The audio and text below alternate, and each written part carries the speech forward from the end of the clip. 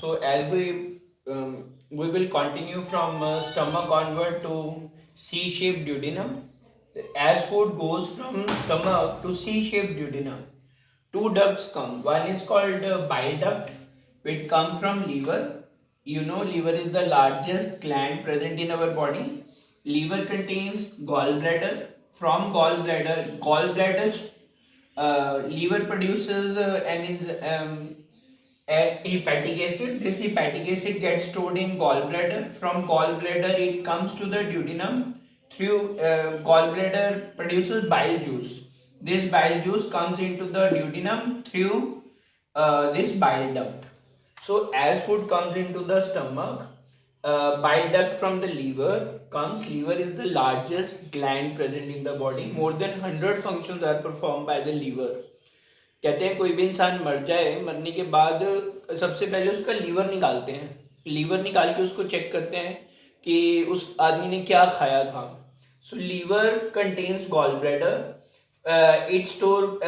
Liver, it produces hepatic acid which gets stored in gallbladder. From gallbladder, bile duct opens into the duodenum, and this bile duct, it contains bile juice. Bile juice has basically two functions. It helps in emulsification of fats. Emulsification of fats, that is breaking of fat molecule into small droplets. Breaking of big fat molecule into small droplets, that is called emulsification of fat. Secondly, it provides alkaline medium. It provides alkaline medium in the small intestine for enzymes present in pancreas and intestinal juice to act. So it, in other words, bile juice contains. So as food comes into the from stomach into the duodenum, C-shaped duodenum, bile duct coming from the liver. Liver is the largest gland present in the body. Liver contains liver produces hepatic acid. This hepatic acid gets stored in gallbladder. From gallbladder, one ducts open into the duodenum. This duct contains bile juice. Bile juice helps in, it has basically two functions. It helps in emulsification of fats. It provides acidic medium. Actually, it contains bicarbonate ions. Bicarbonate ions. These bicarbonate ions, they provide alkaline medium. They neutralize the effect of HCl, and it provides alkaline medium in the for the enzyme of pancreas and small intestine to act on the food. So there is another duct which comes from pancreas. Pancreas is also the gland present in our body. Pancreas produces, one duct comes from pancreas. It contains pancreatic juice. Pancreatic juice. Pancreatic juice contains trypsin or chymotrypsin,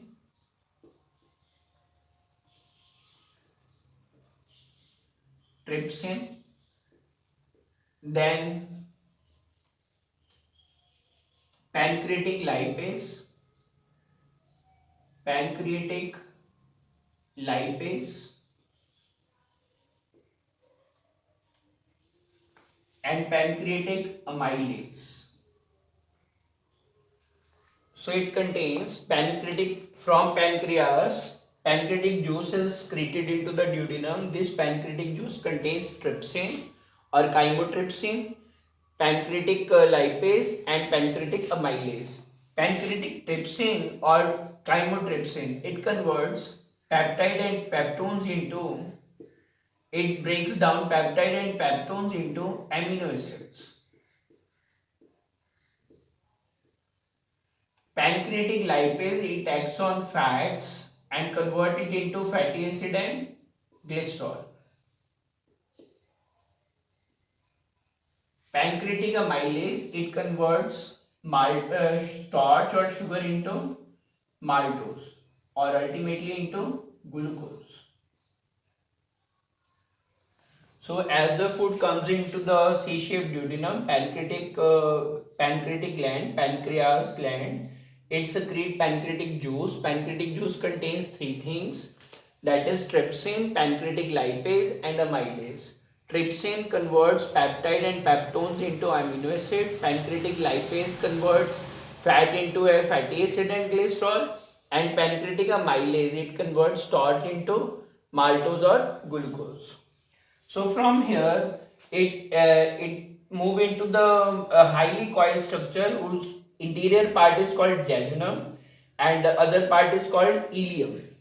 So jejunum, ileum and duodenum, this is called small intestine. These are the three parts of small intestine. In jejunum and ileum, there are intestinal juice. So there are finger-like projections present in the inner lining of small intestine.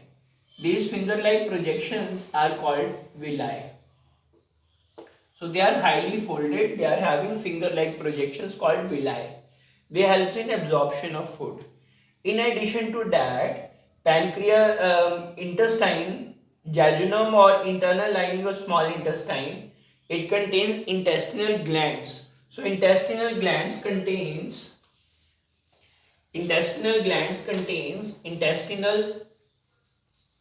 produces intestinal juice. Intestinal juice helps in ultimate digestion of food. Trypsin hormone trypsin breaks peptide and peptones into amino acids.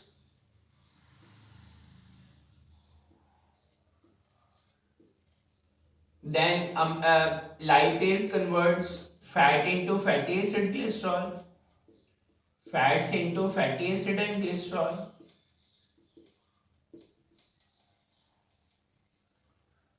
And then pancreatic amylase, it convert sugar into sucrose into glucose. Depending upon type of sugar, it can convert. For example, if fructose sugar is there, then enzyme fructase is there. If sucrose is there, then enzyme sucrase is there. If maltose sugar is there, then enzyme maltase is there. Ultimately, proteins get broken down into amino acid with the help of enzyme trypsin. Fats get broken down into fatty acid and glycerol with the help of enzyme lipase. And amylase act upon the sucrose to convert it into glucose. So whatever sort of glucose is present, type of sugar is present, it is broken down according to it contains enzyme. For example, fructose sugar है तो fructase enzyme, maltose sugar है तो maltase enzyme, sucrose sugar है तो sucrase enzyme. So ultimate digestion of food gets completed in the small intestine. It has finger-like projections, which is highly folded finger-like projections. It provides the surface for absorption of food. So digestion of food gets completed in the small intestine. Bicarbonate ion present here provide alkaline medium. In the presence of alkaline medium, digestion of protein gets completed into amino acid with the help of enzyme trypsin. Breakdown of fats into fatty acid and glycerol take place with the help of enzyme lipase, and breakdown of sugar into glucose take place in the presence of enzyme amylase.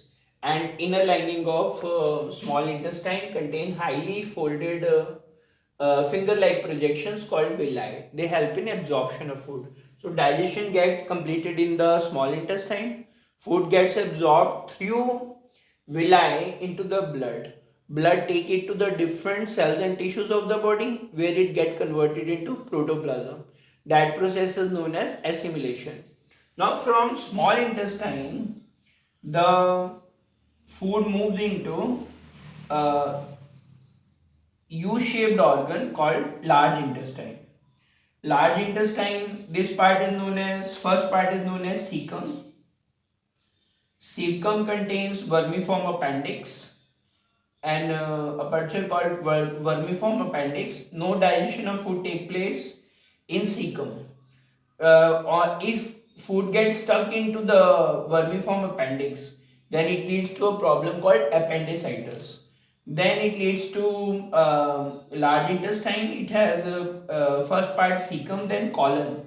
This is ascending colon. This is transverse colon. This is descending colon. Then ultimately sigmoid colon. The end part of large intestine is called rectum.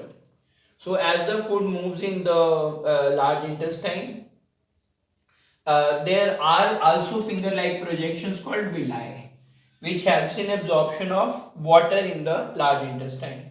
So ultimately, food gets undigested food gets stored in rectum, and it is moved out of the anus through anal sphincter, which is controlled by a sphincter muscle called anal sphincter, which remove the solid waste food from the anus. So in this part, what we studied, from the stomach, food goes into the C-shaped duodenum. As the food comes in the C-shaped duodenum, two secretions. One is bile juice, which comes from the largest gland called liver in the body. Liver contains gallbladder. Liver produces hepatic acid. That hepatic acid gets stored in gallbladder. From gallbladder, bile duct opens into the duodenum. Bile duct contains bile juice.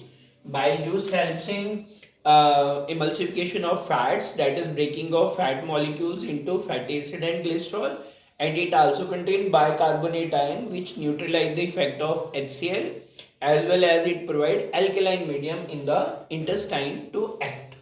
Then pancreatic and other secretion come from pancreas. Pancreas contain three type of enzyme: trypsin, pancreatic lipase, and pancreatic amylase. Trypsin acts on protein, peptide, and peptone to convert it into amino acid.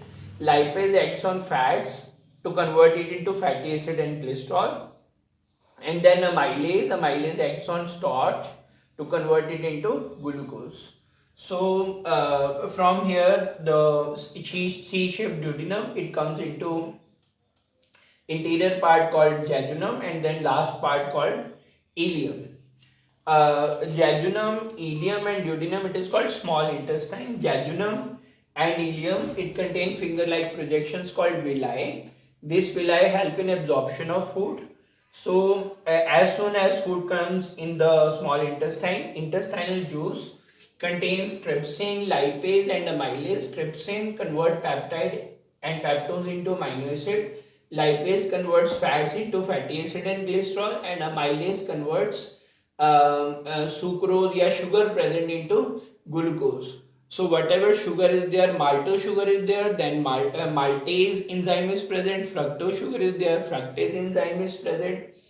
Any sucrose sugar is there, then sucrase enzyme is present. So digestion of food gets completed in the small intestine. Proteins gets broken down into amino acid, fats into fatty acid and glycerol, and sugar get converted into glucose. Then this digested food is present in the small intestine, is absorbed by the blood through finger-like projections called villi. That food gets transported to various cells and tissues of the body, where it gets converted into protoplasm. Undigested food then enter into the large intestine. So this is a U-shaped organ, and its first part is called cecum. No digestion of food take place in the cecum, but as the food moves in this colon part, this is called ascending colon, transverse colon, descending colon, sigmoid colon. So there are also villi present in the internal lining of large intestine, which absorb water molecule present in the food. Ultimately, last part of the large intestine is called rectum. Food gets stored in the rectum, and ultimately it is moved out of the body through anus. So when undigested food moves out of the anus, it is controlled by sphincter muscle present in the anus called anal sphincter. So this passing out of solid matter from the body is called egestion. This is how the digestion gets completed in the human body.